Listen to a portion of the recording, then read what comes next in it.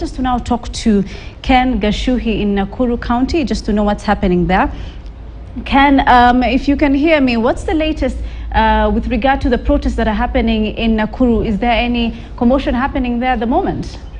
Actually, we are here at Pondamali Estate within Nakuru Town West, where the police are engaging some protesters in running battles here. But actually, the issue is not about the Matatu protests or the Azimio protest here. It's about some criminal gangs who have been clashing with the police following the arrest of 12 members of a suspected criminal gang yesterday because they were found in possession of some toy guns. Some of them had crude weapons.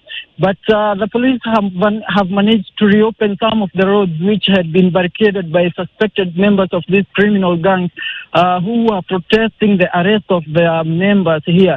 Actually, earlier on, we had seen some of the roads being blocked using burning tires and some boulders here. But actually, at the moment, we have the county police commander leading this kind of an operation within this estate, which is notorious of these criminal gangs that have been denying residents of this area peace and security. At the moment, we have managed to speak to the county police commander, who has said he'll be giving us an update later on, because we have some of the suspected members who have already been arrested, some of them in possession of knives and daggers, and one of them actually had attempted to stab the police officer who arrested him, but the police managed to overpower them. The protesters are trying to pelt the police using stones, but actually here we can see that some have started throwing, the police have lobbed tear gas on one side of the